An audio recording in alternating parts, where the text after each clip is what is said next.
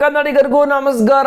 ಈ ಒಂದು season ಬರೆದಿಟ್ಕೊಳ್ಳಿ, MI team ಏನೋ ಮಾಡಕ್ ಹೊರಟಿದ್ದಾರೆ. ಪಕ್ಕ 5 ಸಲ ಚಾಂಪಿಯನ್ಸ್ ಆಗಿರೋದು IPL ಏನಕ್ಕೆ ಅಂತ ಪ್ರೂವ್ ಮಾಡ್ತಾ ಇದ್ದಾರೆ ಪದೇ ಪದೇ. ಈ ಒಂದು ವರ್ಷನೂ ಕೂಡ ಅದೇ ಪ್ರೂವ್ ಮಾಡಕ್ ಹೊರಟಿದ್ದಾರೆ. ಎಂತ ಕಂಬ್ಯಾಕು ಮುಂಬೈಯಿಂದ 4 ಕಂಟಿನ್ಯೂಸ್ ಆಗಿ ವಿನ್ ಆಗಿ ಬಂದು ಇವಾಗ ಟೇಬಲ್ ಅಲ್ಲಿ RCBನ ಹಿಂದೆ ಹಾಕ್ಬಿಟ್ಟು ಟಾಪ್ 3 ಅಲ್ಲಿ ಕುತ್ಕೋತಾ ಇದಾರೆ ಅಂತ ಹೇಳಿದ್ರೆ, ಈ ಒಂದು ಸೀಸನ್ ಎಲ್ಲರೂ ಹೇಳ್ತಾ ಇದ್ದು MI, SRH, CSK ಈ ಸಲ ಮನೆಗೆ ಅಂತ ಹೇಳ್ತಾ ಇದ್ರು. ಬಟ್ ಈ ಒಂದು 3 ಟೀಮಲ್ಲಿ ಇವಾಗ 2 ಟೀಮ್ ಮನೆಗೆ ಹೋಗ್ತಾ ಇದೆ, ಇನ್ನ ಒಂದು ಟೀಮ್ ಕಮ್ ಬ್ಯಾಕ್ ಮಾಡಿ ಟೇಬಲ್ ಅಲ್ಲಿ ಟಾಪ್ 3 ಕೂತ್ಕೊಂಡಿದ್ದಾರೆ ಅಂತ ಹೇಳಿದ್ರೆ 5 ಸಲ ಚಾಂಪಿಯನ್ಸ್ ಆಗಿರೋದು ಸುಮ್ಮನೆ ಅಲ್ಲ. ಆ ಒಂದು ಎಕ್ಸ್ಪೀರಿಯನ್ಸ್ ತಗೊಬರ್ತಾ ಇದ್ರೆ. ಅದರಲ್ಲೂ ರೋಹಿತ್ ಶರ್ಮಾ ಬ್ಯಾಟಿಂಗ್ ಅಂತೂ ಕಂಟಿನ್ಯೂಸ್ ಆಗಿ ಬ್ಯಾಕ್ ಟು ಬ್ಯಾಕ್ 50ಸ್ಗಳು.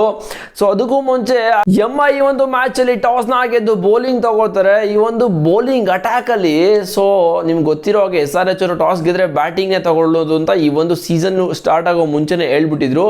ಬಟ್ ಹೆಂಗಿದ್ರು ಬ್ಯಾಟಿಂಗ್ ಸಿಕ್ತು, ಸೊ ಹೋಮ್ ಗ್ರೌಂಡ್ ಅಂತ ಹೇಳ್ಬಿಟ್ಟು ಸಾಕ್ಬಿಡೋದ ಅಂತ ಹೇಳಿ ಎಲ್ಲ ಟಾಪ್ ಆರ್ಟರ್ಸ್ ಇವತ್ತು ಡಮಾರ್ ಆದರು. ಬಟ್ ಒಂದು ಟೈಮಲ್ಲಿ ಡೇಲ್ಸನ್ ಹೇಳ್ಕೊಂಡಿದ್ರು ಇವತ್ತಲ್ಲ MI ವಿರುದ್ಧ ವಾಂಕಡೆ ಸ್ಟೇಡಿಯಮಲ್ಲಿ 300 ಹೊಡಿತಾರೆ ಅಂತ.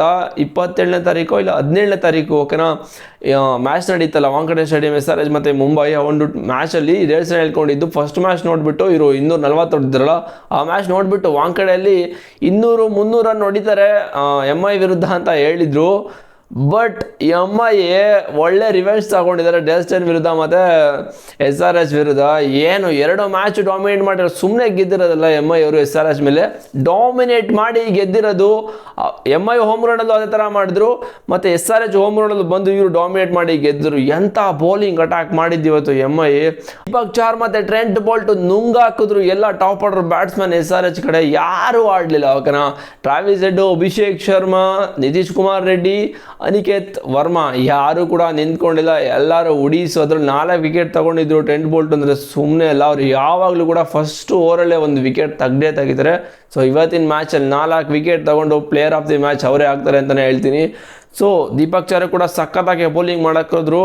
4 ಓವರಲ್ಲಿ ಜಸ್ಟ್ ಕೊಟ್ಟಿದ್ದು 12-13 ರನ್ ಅಷ್ಟೇ ಕೊಟ್ಟಿದ್ದು, 2 ವಿಕೆಟ್ ತಗೊಂಡ್ರು. ಮತ್ತು ನಾವು ಸ್ಯಾನ್ನರ್ ಬಗ್ಗೆ ಮಾತಾಡಲೇಬೇಕು. ಎಷ್ಟು ಟೈಟಾಗಿ ಬೌಲಿಂಗ್ ಮಾಡೋದು ಅಂತ ಹೇಳಿದ್ರೆ ಇವತ್ತು ಹೊಡಿಯೋಕ್ಕೆ ಕೊಡಲಿಲ್ಲ.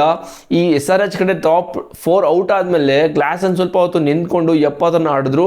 ಸೊ ಸಖತ್ತು ಟ್ರಿಕ್ಕಿ ವಿಕೆಟ್ ಇತ್ತು, ನಿಂತ್ಕೊಂಡೆಲ್ಲ ಬರ್ತಾಯಿತ್ತು. ಅದಕ್ಕೋಸ್ಕರನೇ ನೀವು MI ನೋಡಿದಾಗೆ ರಿಕಲ್ಟನ್ ಅವರು ಕಾಟ್ ಬೋಲ್ಡ್ ಆಗಿದ್ದು, ಹಂಗೇನೆ ಉನಾದ್ಕಟ್ ಅವ್ರಿಗೆ. ಸೊ ಕ್ಲಾಸಿ ಇನ್ನಿಂಗ್ಸ್ ಅಂತಲೇ ಹೇಳ್ಬೋದು ಕ್ಲಾಸನ್ನಿಂದ. ಮತ್ತು ನಮ್ಮ ಕನ್ನಡಿಗ ಅಭಿನವ್ ಮನೋರು ಅವ್ರೇನಾದರೂ ಇಂಪ್ಯಾಕ್ಟ್ ಪ್ಲೇಯರ್ ಆಗಿ ತಗೊಂಡಿಲ್ಲ ಅಂತ ಹೇಳಿದರೆ, ಆ್ಯಕ್ಚುಲಿ ಇಂಪ್ಯಾಕ್ಟ್ ಪ್ಲೇಯರ್ ಆಗಿ ನಾವು ತಗೊಳ್ತಾ ಇದ್ದೆ ಮೊಹಮ್ಮದ್ ಶಮಿ ಅವ್ರನ್ನ ಬೌಲಿಂಗ್ಗೆ, ಅಟ್ಯಾಕ್ಗೆ. ಸೊ ಇವತ್ತಿನ ಮ್ಯಾಚಲ್ಲಿ ಅದೇ ಥರ ಮಾಡೋಕ್ಕೆ ಹೋಗಿದೆ. 120ಕ್ಕೆ ಹಾಲ್ ಔಟ್ ಆಗ್ತಾರೆ SRH ಅವರು. ಎಂಥ ಅವಮಾನ ಗುರು, ಅಂಥ ಬ್ಯಾಟಿಂಗ್ನೆಲ್ಲ ಬಿಟ್ಕೊಂಡು ಈ ಒಂದು ಮ್ಯಾಚ್ನ ಈ ಥರ ಸೋಲ್ತಾರೆ ಅಂತ ಹೇಳಿದ್ರೆ SRH ಅವರು. ಕಾವ್ಯ ಮರನ್ ಅಂತೂ ಫುಲ್ಲು ಶಾಕ್ ಆಗಿರ್ತಾರೆ. ಇನ್ನೆಂಥ ಟೀಮ್ ಆಡಬೇಕು ಗುರು, ನಾನು ಈ ಥರ ಬ್ಯಾಟಿಂಗ್ ಸ್ಟ್ರಾಂಗ್ ಲೈನಪ್ ಇಟ್ಕೊಂಡಿದ್ದೀನಿ. ಸೊ ಇವ್ರು ನನ್ನ ಮಕ್ಕಳು ಯಾರು ಕೂಡ ಮ್ಯಾಚಾಗಿ ಗೆಲ್ಲಿಸಿಲ್ಲ ಅಂತ ಪಕ್ಕ ಅವ್ರದ್ದು ಹೋಗ್ಬಿಟ್ಟಿರುತ್ತೆ. ಸೊ ಏನೂ ಮಾಡೋಕ್ಕಾಗಲ್ಲ, ಒಂದು ಸೀಸನ್ ಇದ್ದೇ ಇರುತ್ತೆ. ಸೊ ಲಾಸ್ಟ್ ಸೀಸನ್ ಯಾವ ಥರ ಆಡಿದ್ರು SRH ಅಂತ ಹೇಳಿದ್ರೆ ಬೆಂಕಿ.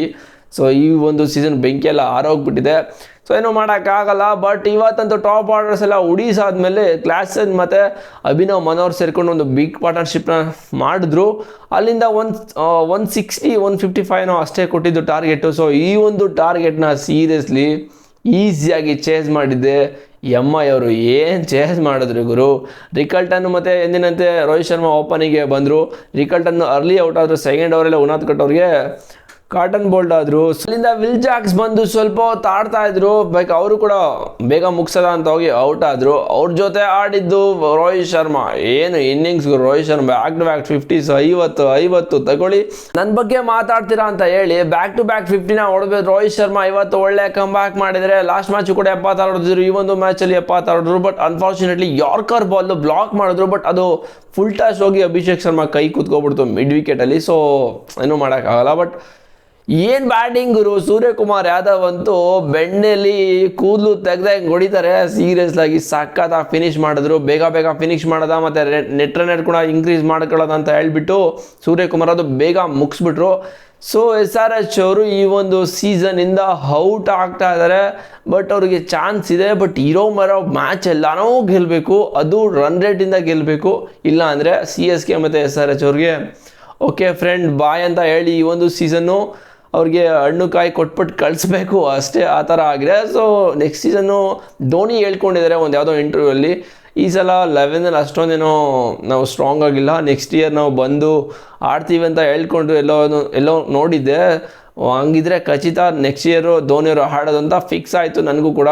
ಸೊ ಧೋನಿಯವರು ಯಾಕೋ ರಿಟೈರ್ಮೆಂಟ್ ಕೊಡಲ್ಲ, ಇನ್ನು 50 ವರ್ಷ ತನಕ ಆಡ್ತಾ ಇರ್ತಾರೆ. ಅಲ್ಲಿಗರು ನಮಗೇನು ಒಂಥರ ಸಖತ್ ಎಂಟರ್ಟೈನ್ಮೆಂಟ್ ಸಿಗುತ್ತೆ. ಧೋನಿ ಅಂತೂ ಇದ್ದರೆ ಒಂಥರ ಮಜಾ, ಒಂಥರ ಏನೋ ಒಂಥರ ಖುಷಿ, ಅವರು ಲೆಜೆಂಡ್ ಅಲ್ವಾ. ಸೊ ಏನೂ ಮಾಡೋಕ್ಕಾಗಲ್ಲ ಇರಲಿ. ಬಟ್ ಇವತ್ತಿನ ಮ್ಯಾಚಲ್ಲಿ ಇಷ್ಟು ಕಥೆಗಳಾಯಿತು. ಸೊ ಬಟ್ MI ಅಂತೂ SRHನ ನುಂಗಾಕೋದು, ಡಾಮಿನೇಟ್ ಮಾಡಿ ಅವರು ಹೋಮ್ ಗ್ರೌಂಡಲ್ಲಿ, ಅದನ್ನು ಅವರು ಹೋಮ್ ಗ್ರೌಂಡಲ್ಲಿ ಹೆಂಗೆ ಹೇಳ್ಕೊಂಡಿದ್ರು ಈ ಒಂದು ಸೀಸನ್ ಅಂತ ಹೇಳಿದ್ರೆ, ಈ ಸಲ ಬ್ಯಾಟಿಂಗ್ ತೊಗೋತೀವಿ ನಾವು, ಟಾಸ್ ಗೆದ್ರೆ ಏನೇ ಆಗಲಿ ಬ್ಯಾಟಿಂಗ್ ತೊಗೊಂಡು 300 ರನ್ ಹೊಡಿತೀವಿ ಅಂತ ಹೇಳ್ಕೊಂಡಿದ್ರು ಪ್ಯಾಟ್ ಕಮಿನ್ಸ್ ಮತ್ತು ಟ್ರಾವಿಸ್ ಹೆಡ್. ಬಟ್ ಈ ಒಂದು ಸೀಸನ್ನು ಅವ್ರು ಹೇಳ್ಕೊಂಡಿರೋ ಥರ ಆಗ್ತಿಲ್ಲ. ಬಟ್ ಇನ್ನು ಮ್ಯಾಚಸ್ಗಳಿದೆ ನೋಡೋದ, ಅವ್ರು ಹೇಳೋ ಥರ ಮಾಡ್ತಾರಾ ಏನು ಅಂತ. ಬಟ್ ಈ ಒಂದು ಮ್ಯಾಚ್ ಅಂತೂ ಮುಂಬೈಗೆ ಬರ್ಕೊಟ್ಬಿಡಿ. ಇವಾಗ RCBನ ಹಿಂದೆ ಹಾಕ್ಬಿಟ್ಟು ಮುಂಬೈ ಅವರು ಟಾಪ್ 3 ಕುತ್ಕೋಬಿಟ್ಟಿದ್ದಾರೆ. ನಾಳೆ ಕೂಡ RCB ಮ್ಯಾಚ್ ಇದೆ, ನೋಡೋದ ಏನಾಗುತ್ತೆ ಅಂತ. ನಿಮ್ಗೇನು ಅನ್ನಿಸ್ತು ಅಂತ ಕಾಮೆಂಟ್ ಮಾಡಿ. ಚಾನಲ್ಗೆ ಸಬ್ಸ್ಕ್ರೈಬ್ ಮಾಡಿಲ್ಲ ಅಂದರೆ ಸಬ್ಸ್ಕ್ರೈಬ್ ಹಾಕೊಳ್ಳಿ ಗಾಯ್ಸ್. ಆಗಿದ್ರೆ ನೆಕ್ಸ್ಟ್ ವಿಡಿಯೋ ಸಿಗ್ತೀನಿ. C boys.